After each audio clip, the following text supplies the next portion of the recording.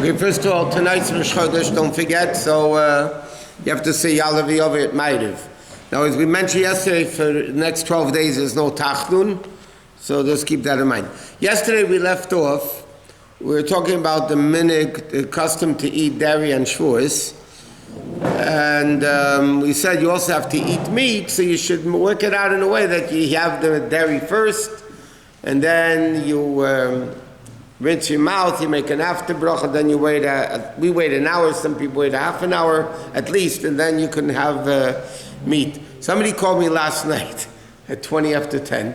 He called me, I bit into something meat, but it didn't get stuck in my teeth. I just bit into it, nothing got stuck in my teeth, and I didn't swallow anything. So how long do I have to wait to eat dairy?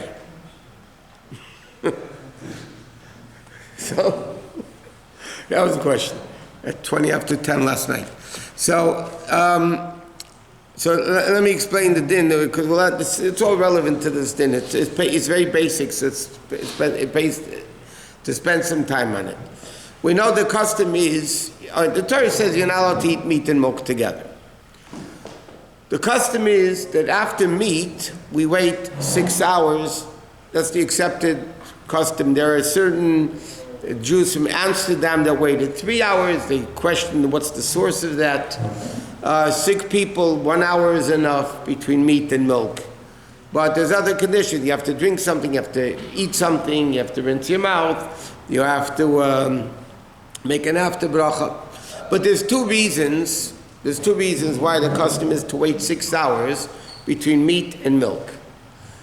In the Rishonim, in the codifiers. So one reason is because it gets stuck in your teeth. When you eat meat, as everybody knows, it gets stuck in your teeth. So now you're going to eat milk afterwards, so the meat from inside your teeth will come out because you're chewing, and then it'll get mixed up with the milk, and then you're having meat and milk together.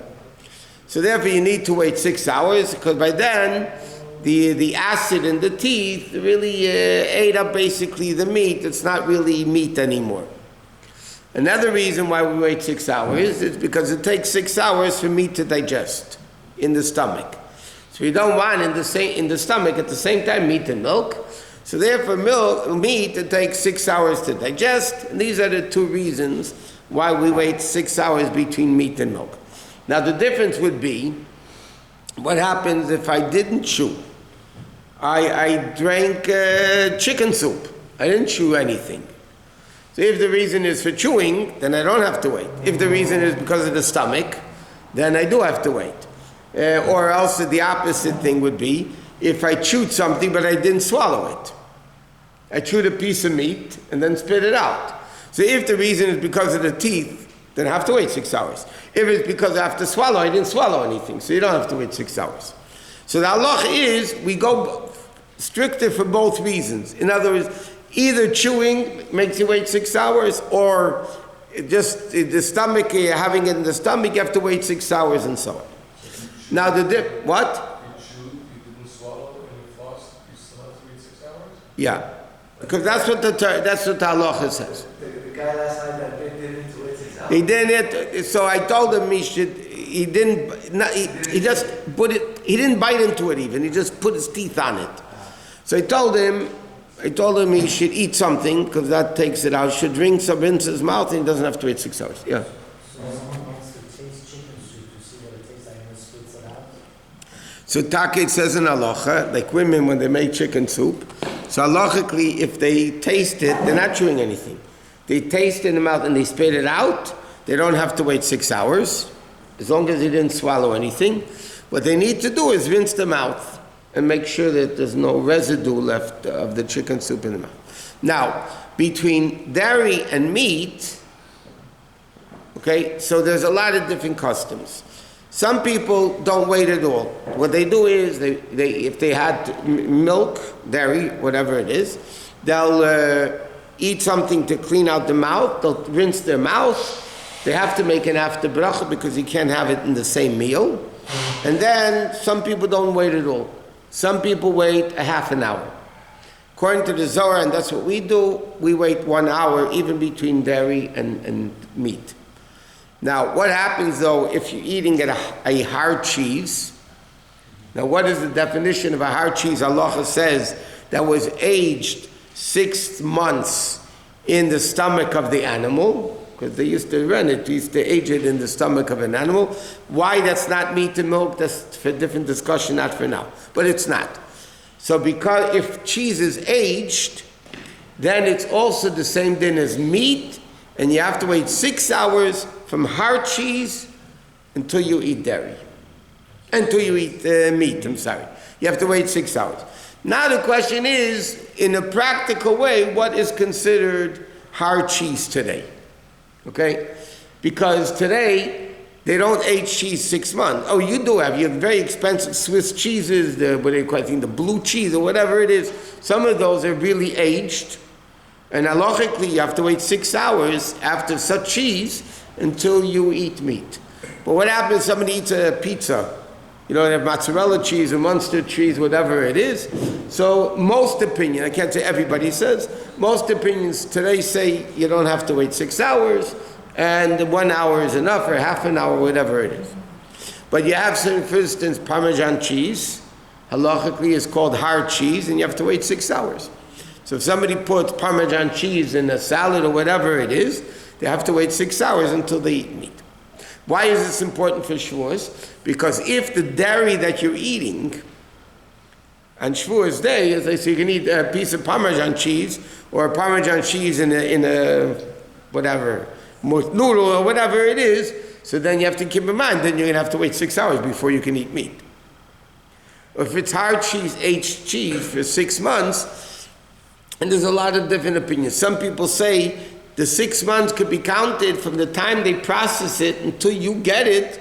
If it takes more than 6 months, it's also called aged cheese, which not everybody agrees with that, but there's a lot of, some opinions are very strict, by the way, and they say, I was once in a cheese factory, we were looking about the milk, whatever it was, and from the time the cheese, it wasn't Parmesan cheese, it was a regular cheese, from the time the milk went into the vat, with the ingredients that they put in these big mixers, the whole thing took less than 2 hours until a block of cheese came out. So it's definitely not aged to 6 months. But some people want to say, again, most people don't hold like that, we don't hold like that, but some people say that the ingredients and the process aged the cheese like it would take naturally 6 hours, say 6 months. But most people don't agree with that, and that's the minig that we don't. So you just have to be careful on Shavuos. Now, we were also talking, another very interesting din is, according to halacha, you're not allowed to bake dairy bread. If you bake dairy bread, you're not allowed to eat it. Unless, if you bake, instead of flour and water, you bake flour and milk. Or cheese. You make a bread, not cake. Bread. That looks like bread. You're not allowed to bake it. I'll explain it in a second. You're not allowed to bake it. You're not allowed to make it. And if you do, you really can't eat it. Why is that? Because bread, by the way, you can't make fleshy bread either. You can't make fleshy bread for the same reason. If you want to put, schmaltz, chicken fat in the bread, whatever the recipe calls for. Because bread is something that people know is parv. People eat bread with milchiks, they eat bread with fleishiks, dairy, meat. People know bread. So now you can have a loaf of bread that looks like any other bread, and it's really dairy, and people are going to eat with their meat meal. How are they going to know that it's milk? There's not a big sign on it. So it says in halacha, if you make the bread in a different shape than normal bread, and people can see it's different, so then you can assume people realize it's different, it might be dairy. But the minig is even that we don't do today. You don't make milchik bread, because bread is something which you eat with meat, and or you don't make bread with meat because you eat it with milk, with dairy. So what did you want? If you have a regular bread or challah, let's say before Shabbat, you put it in the oven with a roast just to stay warm. And you're having a fish course, you can't have it with fish course, right? Preferred not. If the meat is uncovered. Yeah, it's uncovered. Yeah. Definitely you can't have it like on Sunday with a slice of cheese. Yeah, probably, no, you shouldn't. People are machinat, yeah. What if, like, let's say you, like, Friday night you have meat, and then like Shabbos morning you're eating dairy. So can you use, let's say you have dairy bread, and you're gonna finish. You can't use dairy, you can't make bread with dairy. You're not allowed to make it even. You're gonna take a separate. Now I'm saying something else. People have to be careful. People have to be careful. This is brought down in halacha. That what happens, you have a challah on the table Friday night. Okay? And now you have leftover challah. It's not in the bag. It's open challah on the table Friday night, sliced. Okay? So, middle of the meal, people take challah, right? Their hands are not necessarily clean. They might have some meat on it, or some chicken on it, and they're touching the loaf of bread. This says in halacha. They might be touching the loaf of bread with their dirty meat hands, and then you're going to use this bread Sunday morning for French toast with milk in it. So it's a problem. So halacha says, Taki, if the bread was left out on a meat table and people were taking pieces of bread, you shouldn't use it for dairy. Because we don't know. Now, if you take off some of the loaves, some of the bread and put it out, and then the rest you put in a bag, even if it's on the table, but it's closed in a bag, so then it's not a problem, because obviously it didn't become inflation. It didn't become meat. But yesterday we were also discussing, what? No, but he asked me about making the milchuk bread. If it's a small amount, again, I said, if it's a small amount, that you're making it and eating it, then you could. But if you're going to leave it around... So it's going to be finished that meal, and there's nobody's eating meat for like a long time. Yeah, but you don't know if somebody else will come. People forget. You didn't make meat, then like... People have a tendency of forgetting. No, it's silly. People don't remember. Is this dairy? Is it meat? Did I touch it? Didn't I touch it? So if you have a small... Let's say you make a small roll of dairy and you eat it right away, that's fine. But to put it away, even in the freezer or something like that, is a problem because people will think it's parv and they'll eat it with meat. Would it be better to throw it out? Yeah, so halacha says it's better to throw it out. Yeah. That's wasting them. If you have to throw it out, you have to throw it out. It's not wasting. If something becomes non-kosher, you have to throw it out. You're wasting, but Torah says you can't eat it. You have to throw it out. So that's what the same Torah that says don't waste says this you have to waste, this you have to throw out. So it's the same Torah saying the same thing basically. What? Leftover rice. The next day can you eat it? Again, if it's rice that was left out in a halachic meal and there's a spoon in the rice and people are taking the spoon of rice and they're putting it on top of their meat.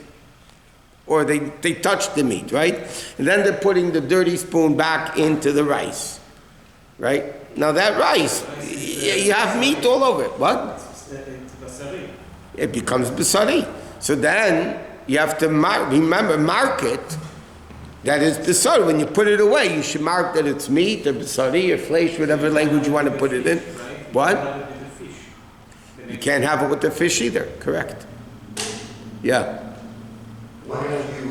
I didn't even start talking what I wanted to learn tonight about the ovens, but anyway, yeah? What if you're preparing food and you're cutting onions with a knife and you cut yourself? Does that mean you can't eat those onions? And if so... What happens when you cut yourself? The blood went into the onion? You bleed. I know when you cut yourself, you bleed. Especially if you're on blood thinners, for sure you bleed. Right.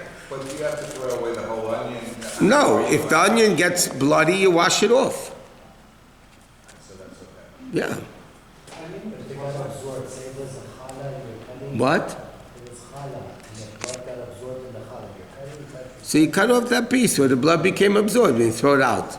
Onion, you just have to wash it out. For blood?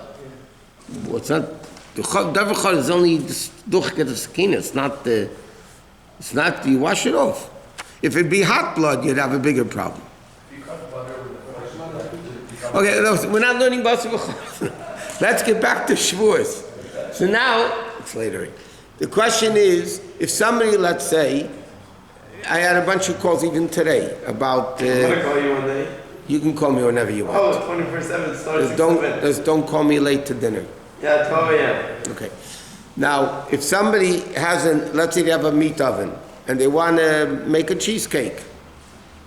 Now, yesterday we started discussing you don't kosher normally from meat to milk and milk to meat, but by ovens you're allowed to. That's the minig. There's a lot of cases here. It's too late to get into that. All the cases, maybe tomorrow night to Mitzvah Shem. But there's a lot of different ways you can kosher from meat to milk. But you have to keep in mind one thing. When something becomes non-kosher, so the absorption is not kosher. So you have to have a very powerful koshering to remove what's not kosher, right? But when let's say you have a dairy oven, okay, the milk absorbed within the walls of the oven is not treif, it's kosher, it's milk, it's kosher, okay? Or if you have a meat oven, what's absorbed in the walls is not kosher, it's kosher meat. Now you want to bake dairy in it. So the koshering process is halachically much more lenient than it is if you want to kosher from not kosher to kosher. Because here you have to remove forbidden stuff. Here you just be moving permissible stuff. So in practical halacha, if somebody has a meat oven and they want to make cheesecake, as long as the oven is clean, not full of meat all over the place, the oven is clean, and you turn it on, clean. I know what clean. Clean is clean. As long as the best thing would be to turn it on to the highest, which is broil, which is 550. You turn it on for half an hour, better an hour, so then it's kashered enough that you can make a cheesecake in it. You don't need to do self-clean. You don't have to self-clean. Because the fact is, today, you use the self-clean more than once a year, it breaks. And then you have to fix it, and it costs a lot of money. You don't have an oven for a few weeks. So that's, it's not a great thing for people to, what? So I don't keep Chalad Israel. They say my neighbors who keep Chalad Israel's oven broke down. Now they want to put their cheese, whatever cake that they're making, in my oven. Do they have to kosher the oven? Do you have to kasher from non-Chalav Yisrael to Chalav Yisrael? In Shulchan Aruch it says yes. We hold yes, but many people are lenient because they don't say today Chalav Yisrael is really, it's because Chalav Stam. We hold you have to kasher the oven like you would from treif to kosher. Like from treif to kosher.